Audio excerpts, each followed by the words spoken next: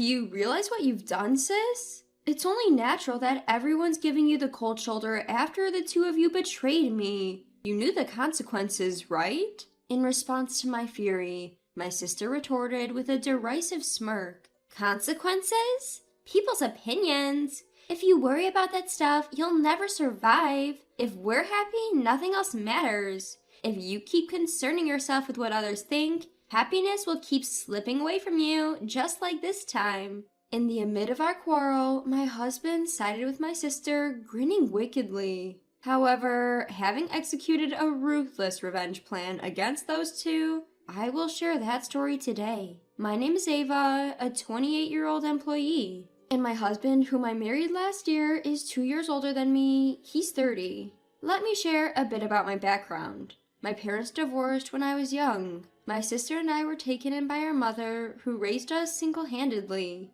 Despite the divorce, we still meet with our dad once a month. I'm not sure how my mother felt, but I loved my dad very much. My mother was tough and always assertive. Always positive, she was like a ray of sunshine for us. However, she passed away due to illness when I was a sophomore in high school. My sister is 3 years older. She was extremely cute from childhood, with distinct facial features like a child actress. Even when we walked together as kids, my sister would often get comments from strangers like, "You look like a doll. Are you sisters? You don't look much alike." I was fed up with hearing those insensitively blunt words that hurt me without them realizing it. Even as a kid, it hurt. Compared to my sister, I had a typical face like everybody else. Unlike my doll-like sister, I've never been called cute by a stranger. In our student days, my sister was always popular. Compared to her, I was treated like a nerd, unpopular girl. Despite that, I was proud of and loved by my beautiful sister. I adored her, but there was one thing I didn't like. My sister always desired my belongings. She would casually take my clothes and things and take them to her room as if they were hers. But it didn't stop at material possessions. For some reason, she would exchange contact info with my friends, and if she just became friendly with them, it would have been fine. But she somehow managed to steal those friends away from me. In the end, she even took away all my old flames. I was slow to notice it, but once I did after the third boyfriend, I stopped introducing them to her. And I hid my relationship with my now husband until our marriage was decided. During our relationship, she would often say, "I know you have a boyfriend. You can't fool me. Introduce him to me. We're sisters after all." But I told her, "I've decided not to introduce my boyfriend to you anymore because you always take them from me. I'll introduce him to you when we've decided to get married." To this, she laughed off and said, "Oh, are you insecure? The one who gets their boyfriend stolen is at fault, you know. You get them taken away because you don't work on yourself. You reap what you sow. Don't blame everything on me." This attitude reaffirmed my decision never to introduce any boyfriend to her again. Happiness came out of the blue after dating him for a year and a half. He proposed in a chic restaurant, something straight out of my dreams. Of course, I was delighted and decided to get married. Once we've decided to get married, it's time for the families to meet. I also couldn't avoid introducing him to my sister anymore. The day I introduced him to my sister and my father, as expected, my sister showed up in a dress as if she were attending a wedding. My father also seemed a bit tense. "Dad, sis, I've decided to get married to him." As I introduced my fiancé, my sister's eyes sparkled, as expected. "Wow, he's so handsome! What does he do for a living?" Her usual flirty tone. "His family runs a food-related business. Being an only child, he's the promised successor." Upon learning that, my sister got even more excited. "What do you like about my sister? I'm good at cooking, and ever since our mom passed away, I've been the one doing most of the household chores. Ava, she's not good at cleaning. I always have to clean up after her. Oops, did I say too much? Sorry." This was also within expectations. Every time I introduce my boyfriend, she can't stop making comments that lower my rating. I don't particularly hate cleaning, but due to my busy job, I made it a habit to do a thorough cleaning every weekend. As I wondered how he would respond, he said, "I'm surprised that Ava's sister is beautiful this much. I thought you were an actress. You're good at housework, right? It might be nice to live together, the three of us, he said, playfully with a gleam in his eyes. Perhaps it made her feel good, but my sister also said, since we're going to be family, it might be better to exchange contact information. Here's my ID. Please get in touch. And she handed him a handmade business card, despite her being a part-timer who doesn't even work properly. Pathetic. I felt my mood drop a bit at this point. I wanted to argue back. About housework is entirely different. My sister is extremely OCD. Since she has a lot of free time, she cleans obsessively, several times a day. Even though she doesn't have money, she insists on cooking without additives because of her big ego. The food she makes is mostly steamed vegetables under the title of Taste of Ingredients. Well, it might be good for the health, but whether it can be called cooking when it's just microwaving is questionable. Ever since I started working, I've been cooking my own meals. My father told my sister, who was eagerly getting involved, don't always take your sister's stuff, go find your own. It's unseemly to reach out for other stuff. You're not that young anymore. Get married while there's someone willing to take you, he said, half jokingly. My sister, her face red with anger, snapped. I don't want to hear that from a divorced man. I feel sick. I'm leaving, and stormed out. My father said, don't worry about your sister. I'll take care of it. Please make her happy. I've put a lot of burden on my daughter. Please take good care of her. And he pleaded with him. He also said, leave it to me. I will make her happy, and please continue to support us. And time flowed happily as if the earlier incident had never happened. After that, I greeted his parents. Nice to meet you. We've recently gotten engaged. We look forward to your guidance and support. Thank you. As I said that, his mother, Emily, warmly greeted me. Oh, don't be nervous. You're such a beautiful girl. It feels like we suddenly have a new daughter. His father, Robert, also added, we're a small business, but we're hoping you might consider working with us. We wouldn't want to force you, but would you think about it? I had already heard about this from my fiancé. I'm currently doing office work, so it's my area of expertise. Yes, I have heard about it from him. I'll certainly try my best if there is something I can do. I'm looking forward to working with you both professionally and personally. Emily then said, oh, that's wonderful. It's a relief to have you here since we're just learning as we go with the office work.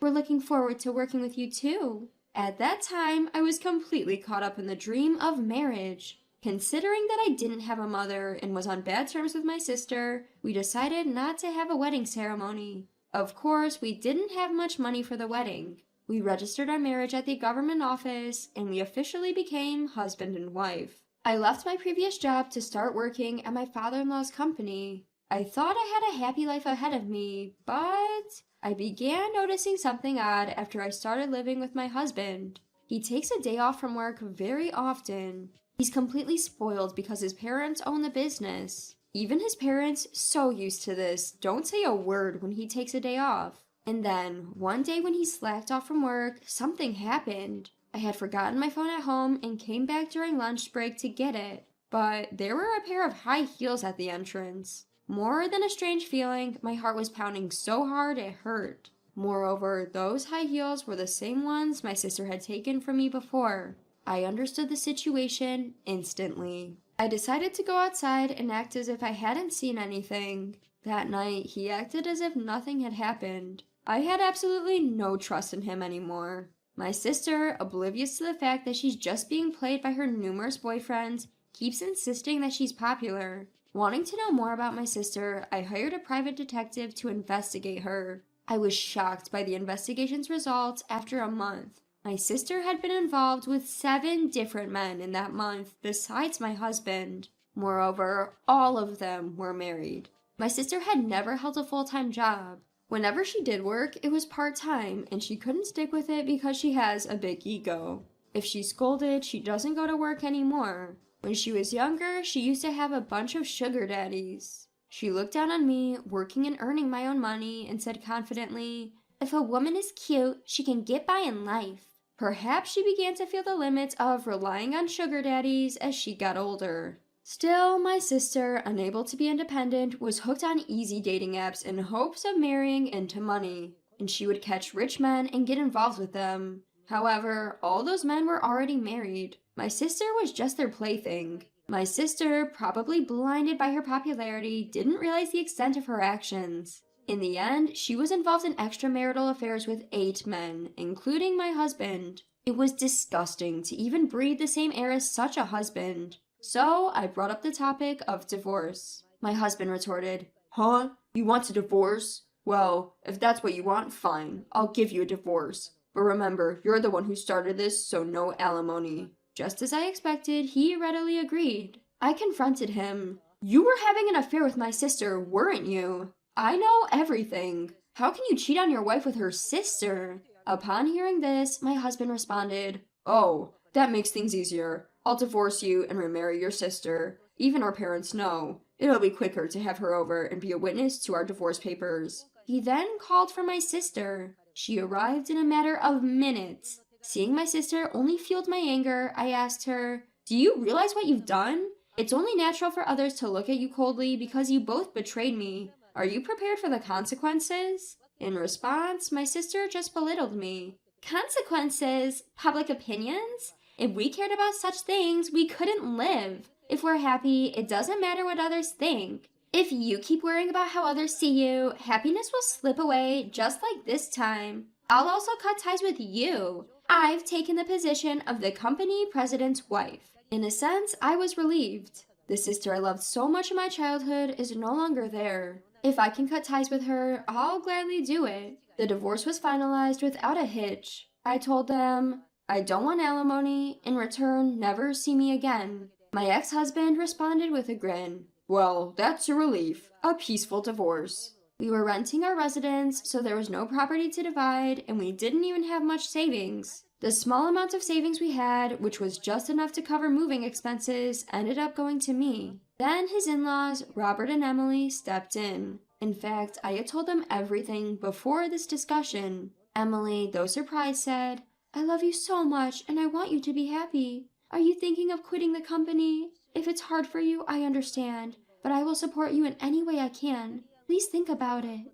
Robert then added, "Our son is useless. Your work is essential for our company." As it turns out, his restless in-laws arrived a little earlier than the designated time. Robert told my ex-husband, "I've had enough of you. You don't work properly. To top it off, you take leave to have affairs. Pathetic." My ex-husband retorted, "Even if you say that, I'm the only child and the next president. By my time, everything will be AI, so learning now is pointless." Emily also scolded him. "You don't work, but talk big. You don't need to show your face for a while. Reflect on your actions and then come back." My sister gleefully added, "Lucky! Official vacation! Let's go on a honeymoon." It was clear the situation wouldn't get any better. I decided to stay at my in-laws' house until I could find a place to live. The next day, I filed for divorce. And just like that, I became a single again. And this is where my plan got set in motion. I sent a legal letter to my sister's affair partner right after filing for divorce. My sister panicked over the alimony demands from the wives of 7 men she had affairs with, pleaded with my ex-husband, saying, "We can get married if you pay this alimony. You're going to be the next president, so why don't you take some money from the company?" But he didn't work, so there was no way he had any money. And he couldn't possibly take money from the company. He was rational about this, and furious that she had been involved with 7 other men besides him. All he had in front of him were alimony demands for a vast sum from the affair partners. His future was looking bleak. Apparently they had a fight, but that wasn't the end of his misfortunes. A few days after I reported the divorce and my sister's affair to my dad, I was dining with my dad, who was concerned about my health. When I casually mentioned my ex-husband's parents' company, my dad said, "The president of that client company is my old buddy. Small world. We still go out for drinks regularly. He was the first person I consulted when I got divorced. He even performed at my wedding as a friend when I married your mom." It turned out that he had a relationship with the president of the client company. My dad, who was furious about this whole situation, had talked to his old friend about the divorce. He was furious that my ex-husband was so irresponsible. Knowing this, my dad contacted his old friend. He was drinking nearby, so he arrived soon. He was the president, who I had met several times at work. Small world, isn't it? I can't forgive that guy who hurt your beloved daughter. I'm going to take action immediately. Don't worry, I won't let anyone but him be unhappy. He ended this topic quickly and began to tell stories about his childhood with my dad. The next day, when I went to work, Robert looked a bit panicked. The client company said that they cannot trade with a company where my son will be the next president. Following that, related companies have also proposed to stop trading. He said. Emily also said, well, it's natural to hear such a divorce story. Trust is the most important thing for a company like ours. When I tried to contact the client company, Emily said, it's okay, it's not your fault at all. It's karma. It's about time that lazy son got a reality check.